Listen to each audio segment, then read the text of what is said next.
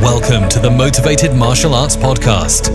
Your hosts, Jackson White and Gavin Cook, have been friends and Taekwondo training partners for over 40 years.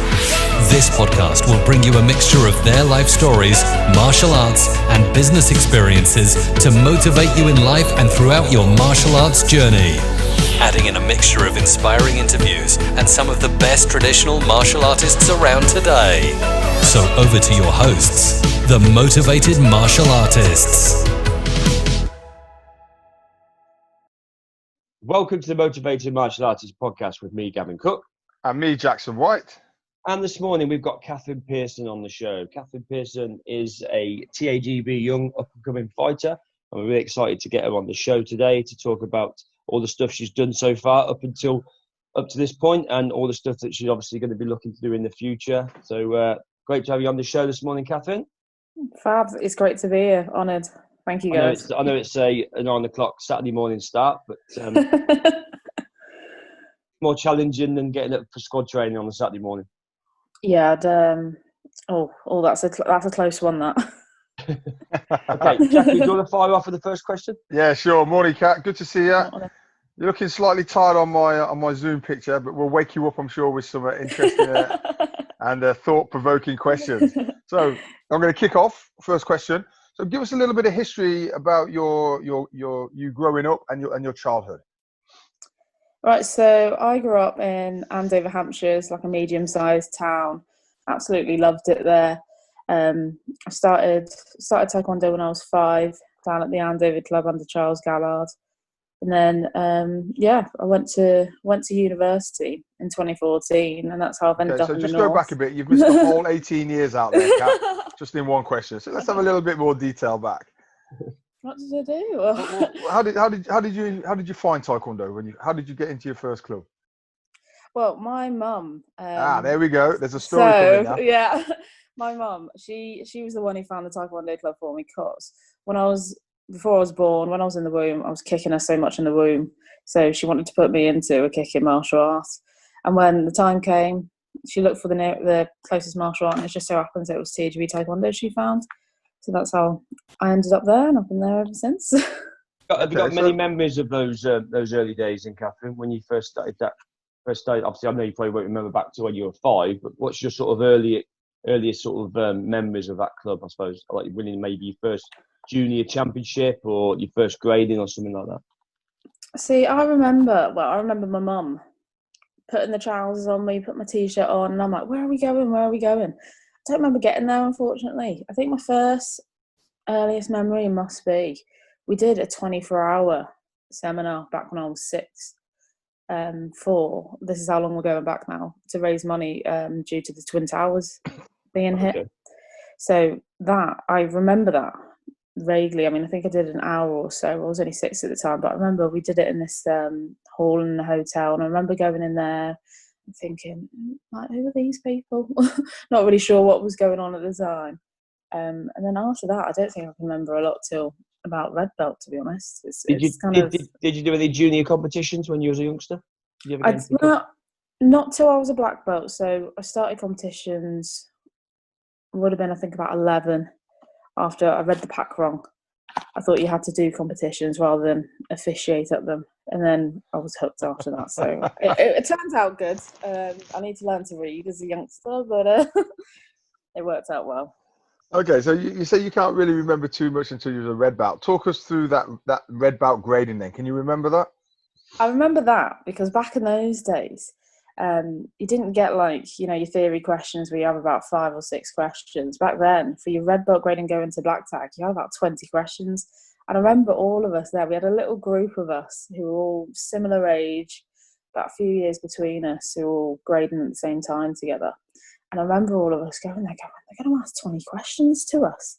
And I remember us standing up at the front thinking, we're the highest grades here at the moment, and this is our last one before our black belt. And I remember all of it was just really exciting, really nerve-wracking, and just thinking, what those 20 questions going to be? It was mental. I still remember standing in that hall at the front, and then doing the grading.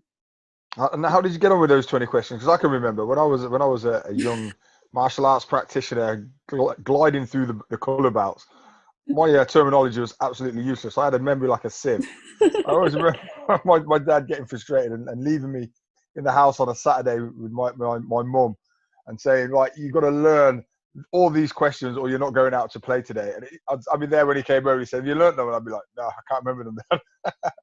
So my terminology was always bad. How did you get on with those questions? Come on. I think I did okay at that grading. It wasn't till my first attempt at my black belt grading that it actually didn't go too well. But I think it went okay. I don't remember badly about it. So, but I do remember vaguely bits and pieces of standing in front of the instructor who was asking the questions. I don't think they were too bad. I think we came off of it and we always used to go, yeah, that was okay, and look at each other. You said that when you started off your taekwondo journey, and obviously there was like a cluster of you, like a lot of youngsters, you're all friends. How important do you think that was in keeping you on track and keeping you with the sport? Because I know certainly, obviously as an instructor now, we and myself and Jackson when we were younger, it wasn't just the taekwondo that we used to go through; it was the friendship side of it, and I think that is just as important as the sport itself. Yeah, definitely. What your thoughts are? I think it's so important. Like, I love the social aspect of taekwondo, and probably when I was younger, it probably was the reason I stayed in the sport. When you're going through, your early teens and stuff like that, a lot of people you find drop out then because they've got their education to focus on, or they want to go out with their friends. So having that nice little group does keep you together, because you're in school and you think, oh yeah, it's Thursday today, we're training tonight, and then you walk in, you're chatting to everyone, you're seeing your mates, and it's that important. And also with us, we went from essentially white belt to black belt together, so we were a tight knit little group. It was just your friendship group, and training was going to see them as well. It's our way of meeting up. So yeah, massively important. I say, and it can keep you going when you have little dips where maybe you wake up and you're like, oh, I don't want to go training today. Then you think your friend's going to be there. They encourage you through. I think it's massively important. Yeah, I agree. I think, and also, it's a friendship outside of school, isn't it? Yeah, definitely. I think a lot of people, they've got their friendship at school, and then you don't know how to meet other people. And it's nice to have different friends, because I remember people saying, you've got friends who are different ages to you. And in my head, I'm like, well, that's good, because it was dead. I learned about different things, and we obviously traveled together for competitions and training and stuff like that, and you meet different families and you learn different things. Like when I went to secondary school, I already had friends who were there, so it wasn't too scary for me. It was actually quite nice, and they looked after me, and I remember that fondly. Yeah, well, I've found that within my club, because I've got a lot of youngsters of all different ages and different grades and abilities, and a lot of them go to the similar secondary school. And it's funny because obviously when they're sort of getting to year 7, they're just about to move into secondary. Quite a lot of them have got friends in year 8, year 9, year 10 that all do taekwondo, that are black belts, they've got that big friendship. So it's great because they're starting the secondary school and they've got all these sort of big bodyguards in all these other years that will almost look out for them. Yeah, which is it's great, really. Yeah, I've exactly the same. In fact, it wasn't only a couple of weeks ago. I was approached by one of the mums saying, "Oh, such and such is moving into this school. He's moving. I mean, the kids in the class, do they go to that school? Can you just let them know just straight away? You know what kids are like. They rarely talk to each other about these things, do they? So sometimes you just need to give them a little shove in the right direction. So it's a bit of a support network as well. Yeah, definitely. Okay, so getting into your competition side, you said you misread the pack and to understand that you had to compete. So what was that first competition that you competed in, and how did that go? First competition was British 2006 in Coventry, and I remember it because it was fantastic place. I love Coventry. It was before we used to take the ice up, so I remember the water seeping through, and I took my black belt in the April, so this was in the November, and I was like, I'll do Chung Mu because that's a good idea when it's all slippery. I remember seeing a lot of people fall, and I only did patterns at the time. I didn't do any sparring. One of my best mates at the time at the club, his parents took me. And I just had the best day. I didn't win anything. I didn't fall over. And I remember the water coming through. I think that's probably my fondest memory. But it kept it cool. Yeah, for those that don't know, Coventry, those competitions were held at the Sky Dome, which was an ice rink. Yeah. So they used to just put boards across the floor, didn't they? And then mats on top of it. And unfortunately, sometimes the ice was melting. Yeah, it's great in the morning. Onto the It's fine in the competition. morning, wasn't it? Once Yeah. it's there and it's got Yeah. to 4:00 in the afternoon, and everyone's it's just like dancing on ice, wasn't it? It was dancing on ice, but with taekwondo. So when we And not went as back to it, elegant. I was like, oh, and they were like, we'll take the ice out. I was like, oh, thank goodness. So, but yeah, I remember that. But it was just really nice because I had a little group, my little best mate at the time, and I just enjoyed the whole day. I only did the patterns, and then I could watch bits and pieces. I didn't really know about the squad. Didn't really exist in my head back then. Didn't really know about them. I didn't come from a big sparring club, so it wasn't really highlighted as such. So I just enjoyed the day with my friends, and I just had fun. And I was like, yeah, I want to do this again. Okay, and then when did you get into sparring then? How did that come about? So that would have been my first competition where I sparred, I think, was the English in 2010. So maybe a little while later. Oh no, actually, it might have been a bit earlier. Actually, I think it might have been a bit earlier because I didn't start winning anything till the end of 2008. I won one medal in tag team, and then my dad says, and it's like the proudest thing. He said, "It's like a tap we've turned on and we can't turn off now." Yeah. And it was just so nice because I remember those years of just traveling and going to competitions and we'll stay in hotels, and constantly I wasn't bringing anything back, and I just felt like, my parents are driving. I was like, I don't want to be wasting their money. That's how it felt to me, even though I was quite young. And it was just like, why can't I just win something for once? You get a winner's mindset, don't you? And that's the thing, isn't it? You start to think differently. Yeah, you do. It's how you take that, because when you're constantly, not bringing back anything, it can, it depends how you take it mentally. You can either use it to bring you up or it can bring you down. And I was just like, I was making friends at competitions, and I'm like, I want to go and win something. I want to bring something back for my parents. And I remember first time winning that medal, I didn't take it off all day. Didn't take it off. I was still when I was at home, I was still wearing it. sleeping it. And I'm like, oh, great. Well, I didn't do that, but No, we wouldn't recommend that. You could actually garrot yourself, Gavin. Health and safety reasons, don't do that. But yeah, and then I think I can't remember when I started sparring, because I think getting a couple of medals, then I was like, oh, how about we try the sparring side of it, because I won the medals in tag team. So I'm like, well, I might as well do the sparring because I'm doing the tag team.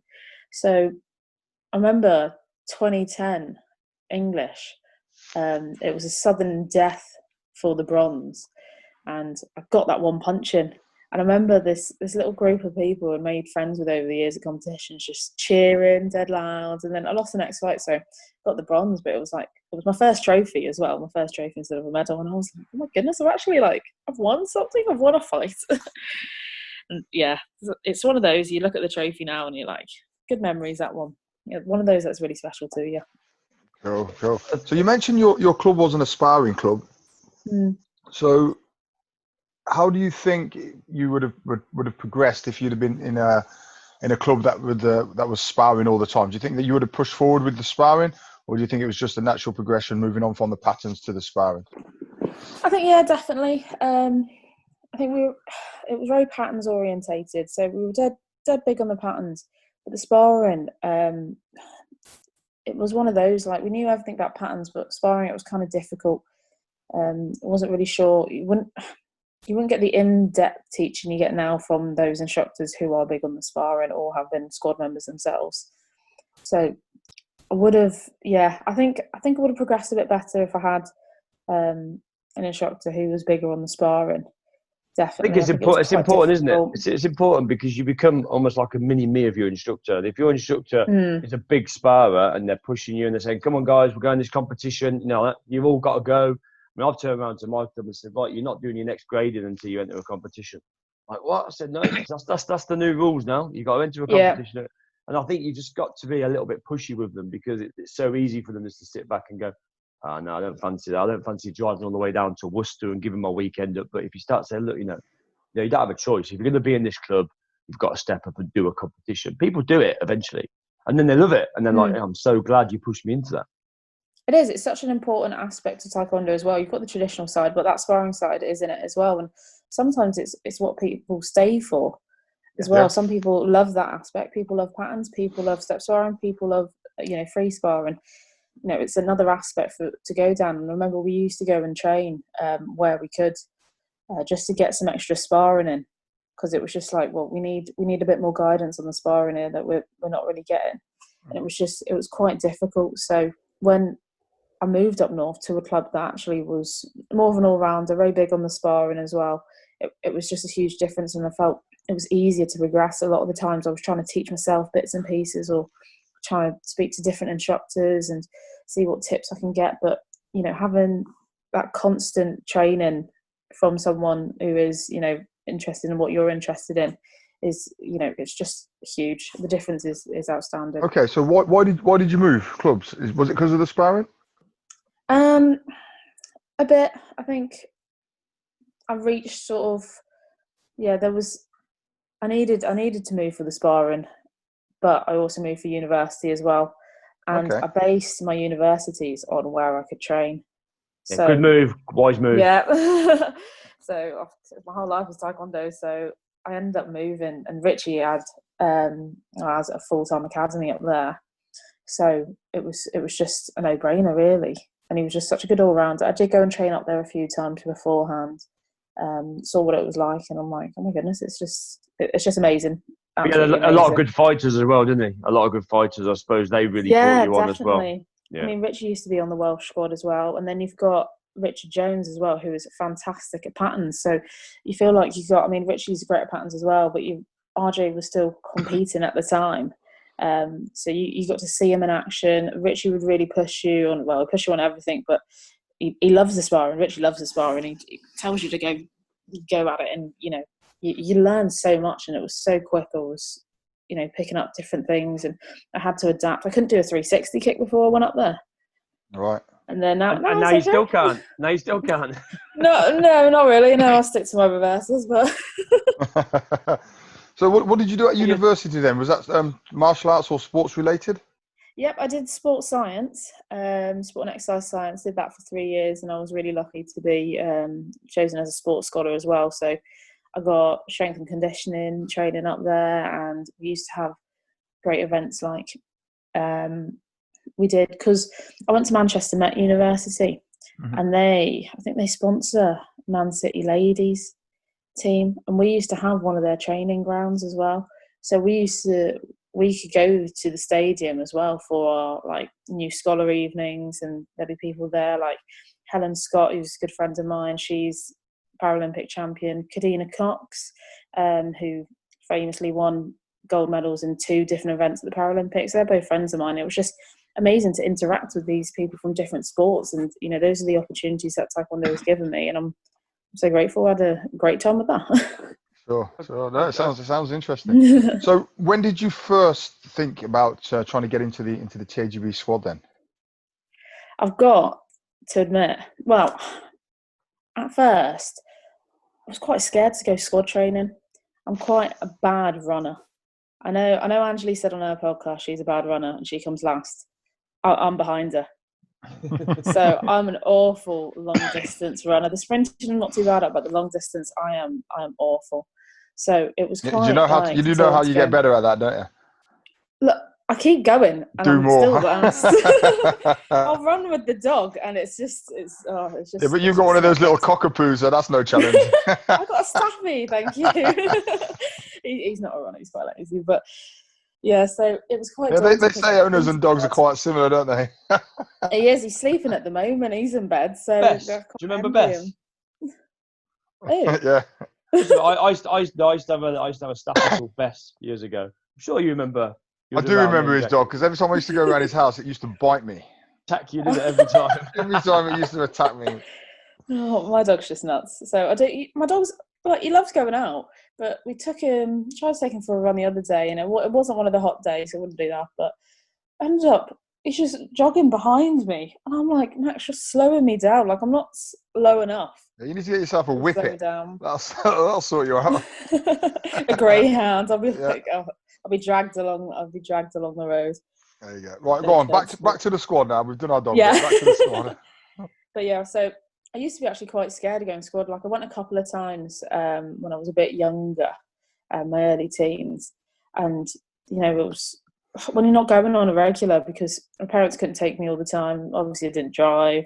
Back at my old club, there wasn't really anyone who went. So when you're not going on a regular, you're not building up your fitness. So each time is like death. You're dying at each session. So it was quite daunting at first. And actually, it was a comment someone said, one of your students, the parents said, and it was after the Midlands, and it was after I beat a squad member. And they went, look, Jackie's saying you need to go to squad because chances are you'll get on the squad because you're beating everyone who's on the squad. And I was like, okay, I do need to actually get a grip, really, and start committing go. to it. Yeah, and I remember Richie did sit me down one day and he's like, you need to go to squad. You need to start at your level, you need to go to squad. And I was like, right. So me and someone else from my club, we were like, okay, let's go to squad. And it was quite nice because a lot of the squad members now I've grown up with. Like I remember Matt Clark back in the day, years back. There's a picture of me and him from like 2011. And I'm just a kid at the time, and well, he looks the same to be honest, but he was a fair bit younger, and it was just nice going into this environment where sort of knew half the squad members and walked in like you're greeting friends and stuff like that. So it made it quite good to integrate, and then I wasn't too embarrassed about being hugely last on the running. I got used to that. They call me the snail on the squad now, actually, for that one, and I'll take it. Are you the one that everyone avoids when they have to do the train? No, they want to. If you want a slow train, if you want a freight train, go with me because I get to the front and I'm like, whew. The train is a killer. The train at Cat and Mouse isn't too, but depending who you've got. If I've got Vicky Jones, oh my goodness, Vicky's gone. She's small. She's got little legs, and she's like, oh no, today, oh, I've got a bit of a dodgy knee or whichever, and then she'll be gone, and I'm like, trying to chase this little whippersnapper going around, and I was like, oh, just lap me. Just lap me. I'm lucky I can build it back up in, the pad work and other stuff like that where I excel on. But yeah, geez, the running is just horrific. I don't mind the sprinting too much. I think I'm built more for a sprinter. I'm quite bulky. Whereas long distance, I'm just last. Sometimes Grandmaster Walton's forgotten about me. And they'll go, is anyone left? And then someone will go, yeah, Catherine's still left. Is anyone behind me? No. Just Cat, sir. My times do get better, but some of the squad members are just so fast. Okay. So you started going to squad training. How do you feel as though squad training has moulded you now as a fighter? Massively. I noticed my fitness going up so much. And then you notice that you're not so worried about going to squad after a while. I mean, the first one back's always a bit like, oh, this is going to hurt for a few days, not just at the session. But, you notice your fitness going up. You fight different people. Like, you're not just fighting the people you fight day in, day out at your training sessions, at your club. You're fighting different people. You're fighting the top people. And it makes a massive difference. You can learn different things of different people. And, different people come to squad all the time as well. You get new faces each week. And you've got good support there. You've got Grandmaster Walton watching you. You've got Master Fern watching you. So you've got to, you can't hide. There's no room for slacking. You work hard. But it's also a really supportive environment as well. The squad members, they'll all help the juniors or they'll help anyone else. And as well as each other, like we're always encouraging each other, especially when you're struggling on an exercise or, there's sometimes, like, I'm all for press-ups as well. I'm just listening to stuff. I'm all for that, to be honest. But I'm quite bad at press-ups. And you can always hear Vicky and Angeli like, come on, Catherine, a bit more. And it's such a good environment. And you take that onto your competitions. So, you've got that support with you as well. And it does massive for you mentally and for your training and, for how you progress performance-wise. Unless you get paired up with Billy and he just beats the crap out of you. Oh my goodness, Billy! So scared to be with Billy. I remember it was we were doing a group one, and it was the winner stays on, and it was Tim and Billy, and it was just points, and I was in next, and I'm like, oh my god, if I get Billy, I'm gonna die. Gavin's got a good story about Billy, haven't you? So with Billy, I thought Billy. It was at Lincolnshire Championships, and I thought I got through to the final, And they said, "Oh, you got this 15-year-old kid in the final." I'm 15. I said, "This is ridiculous. You shouldn't even be doing this." And and I got him in there, and this kid was just like, but this, I'll be honest, this was before he started to get strong. He's strong now. He kicks you now, and it hurts. He wasn't strong when he was 15. He was just fast, and he was just coming towards me like lightning. His kicks just flying. I was like, "What the hell?" And there's me in my 40s, and I was just too slow. It was just so fast. It was quite embarrassing. Gavin showed me a picture on Facebook, and there's this little kid on the podium in first place, Gavin in second, and another bloke in third. And he says, "Oh, I've placed in this competition." I thought, "Oh, that dad's obviously gone home, or he's missed the medal parade, and they've sent his kid up to go and get the medal." And then when I spoke to him, he said, "No, it was Billy kicked my ass." Billy is fantastic. He just keeps going. Generally, like, I don't really get scared for competitions or fights or anything, but if Billy's nearby, I'm like, "Oh, we're gonna die." The squad training, and this was going back about 3 years, probably more than that since I stopped going. And it was just hitting so hard. He was just catching you with kicks out of the blue. That front leg side kick of his was just awesome. But he was hitting you, and he was hitting you hard. And I remember having the experience of fighting in that competition when he was just like, legs coming all over, but I didn't have that power. It's funny, isn't it? That age from sort of 15 to 20, 15, 18, how you develop in your strength. And obviously, remember when me and Jackie, when we were youngster, we used to go and fight in all the men's divisions at 15. But we used to do all right, Jackie, didn't we? We used to, but obviously we probably didn't have that strength. We just had speed on our side. Yeah. And a bit of wiliness, because we've been doing it for so long. Sure. So when did you, we talked about squad. When did you actually feel, what age did you feel you were starting to get stronger and better, Kat, in your own mind? I think it would have been around 14 to 15. And I think I had massive motivation at that time because I was starting to medal a lot more. So that brings up your motivation. But also I had a lot of friends in the competition circuit. So, I used to love going to competitions and seeing my friends, and, you had little rivalries as well. So there was a couple of people who we used to battle for the pattern spot as well. And a lot of these people also won the sparring. So it was always like, you go to training, I'm like, I need to do this. What can I work on? Because I need to beat that person. So I think at the time I was so motivated. There's a massive improvement from that time. Definitely. I do remember around 14, 15 was the age where I was coming for you. It was one of those, I was training all the time. I was training where I could. I was going to different instructors. I was living, breathing, sleeping Taekwondo. And it was just like, let's do this. I was out running. All the time. And I remember that fondly. I think it was after the 2010 Worlds. I was a junior back then. After that, it was brilliant because we won. I had a little regular tag team. And after that, we just demolished everything. We won the Worlds. And I think that boost for us just fed into the rest of the competitions. We won everything after that. And it just did massively for your individual performances as well. It was, that's the time I sort of remember everything just sort of kept going and kept getting really, really good. It just kept going up, to be honest. Okay, talk us through then your first entry into the squad when you were first selected. How did that go? So it wasn't too long ago. It was the 2018 Worlds. I mean, it was probably borderline for Poland. And I remember fighting for the tag team. Kenny, I must have when he asked me to do tag team for that one. But it wasn't till the 2018 Worlds in Birmingham that I was officially picked. And that was brilliant. I remember, oh God, I love that. The beautiful black suits that we've got now. And I just loved it. It was just, I was with Vicky Jones, was my roommate at the time, even though she got injured, so she couldn't fight.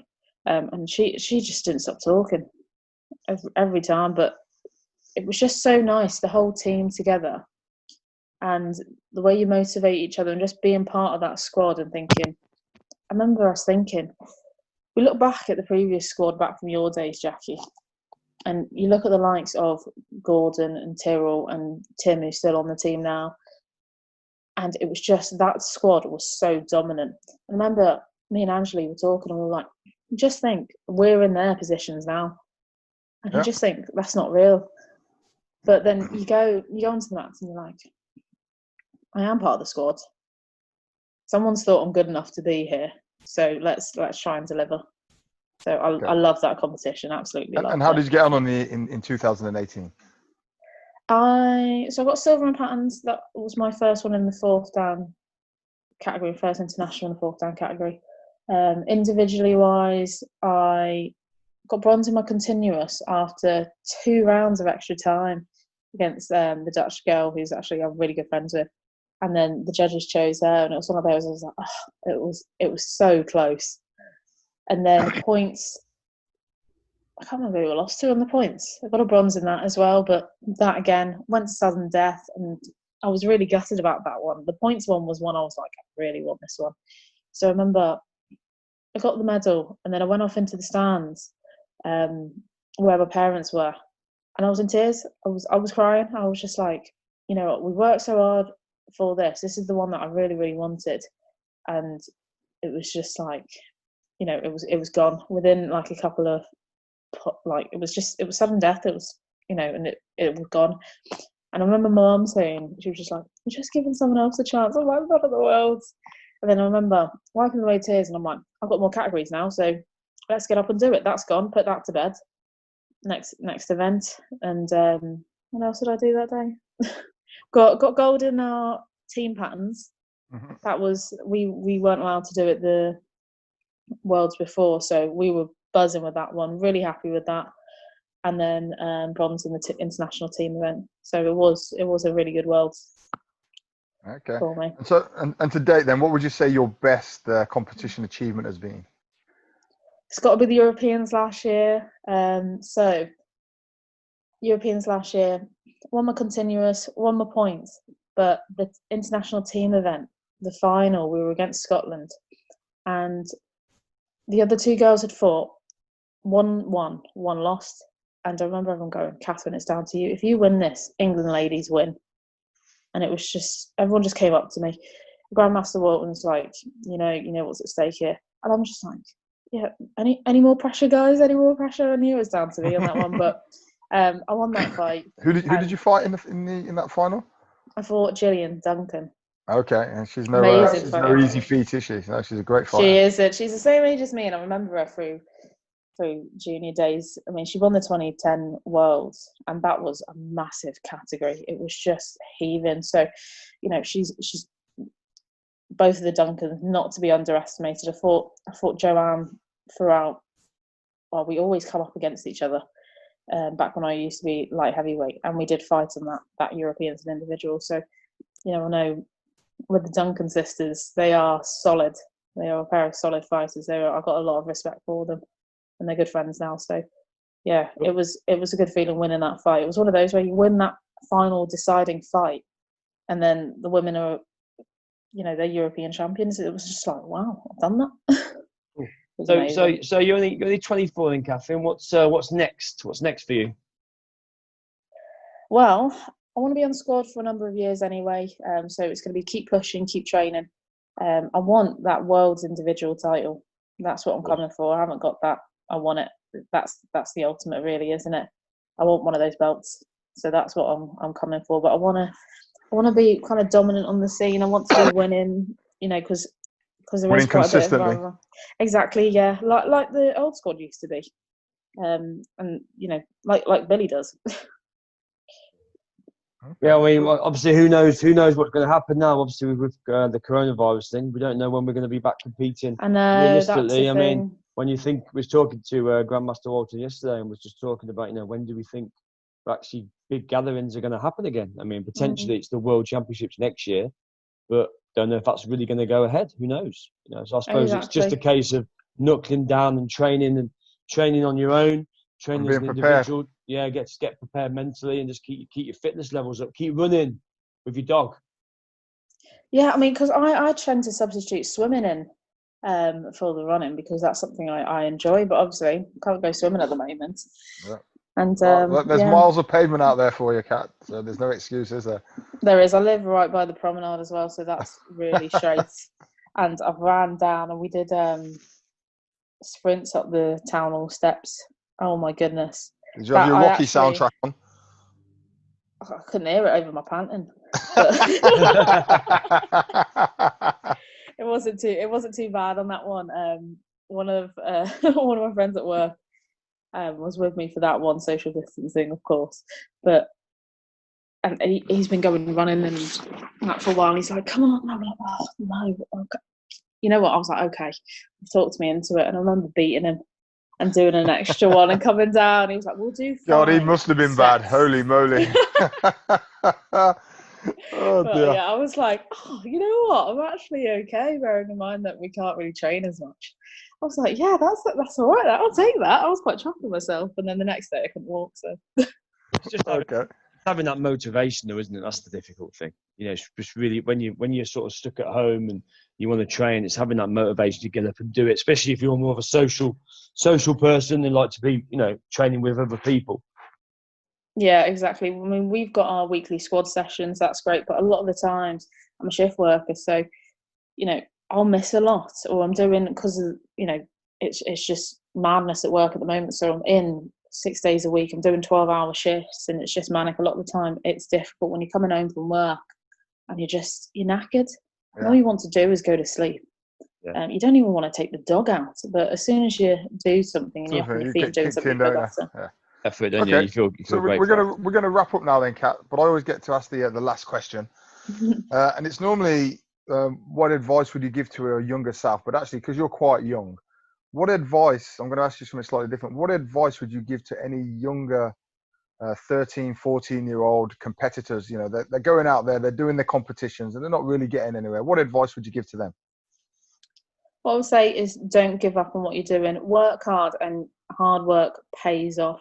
Watch your videos, watch, the squad members, see who inspires you and use them as your motivation. What do you want to achieve out of it? Set your long-term goals. So if you want to be a world champion as a long-term goal, set your smaller goals. Say, I want to do, it doesn't even have to be winning, even performance-wise. I'm going to come off the mats and I'm going to say, when I come off the mats, that I've done the best fight I could. I put my all into it and I'm going to enjoy it. Stuff like that. Or technically, I want to make sure this pattern, is like this, or I want to work on this. Things like that. Just have your little goals, have your big goals, and don't be afraid that you might lose motivation for a little bit. Some days you don't want to do exercise, or you don't want to train. That's normal. Just take a step back, look at what you're doing, really think about it, and just find what motivates you and who inspires you, and use that to get you where you want to be. Just on the goals, do you write your goals down? Is that of interest? I probably used to. Now I think they're there because the main goal is always going to be that world's title.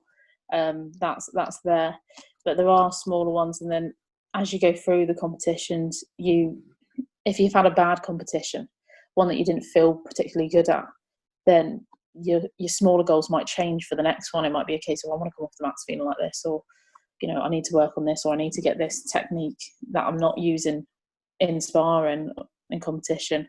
I want to start implementing that. So they will change bits and pieces, but I think they're sort of there all the time for me. I always think it's a good idea to write them down. I started writing my goals down sort of 2-3 years ago, and when you look back at those books and you look back at the bits of paper where you've written stuff down, and you start to see actually we've actually accomplished that. I mean, me and Jackson, obviously in sort of the motivated martial artist stuff that we do. So we sit down and we will write a plan out for the year, and then we look back and after a couple of months and say, well, we can tick that off. We've done that. I think it's great to to have that and to write it down sometimes. Yeah, definitely. So whatever motivates you, do it. Cool. Right, Kat. Do you know what? It's been an absolute pleasure speaking to you this morning. So thank you for getting up early, and I know you probably had a late night because of your shift, but we really do appreciate it. And good luck in your fighting career in the future. Yeah, good luck, Kat. Hope it all goes well. Thank you. It's been a pleasure. Thank you for having me. No problem. Bye for now. Bye. Well, guys, I hope you enjoyed this week's episode. Don't forget to like our Facebook page and our Facebook group, the Motivated Martial Artist Podcast. Or check us out on Instagram, The Motivated Martial Artists, where you'll see much more content and early insight into some of the interviews and some of the guests and some of the conversations around the things that we're discussing. Hope to see you all next week. Bye for now. Bye.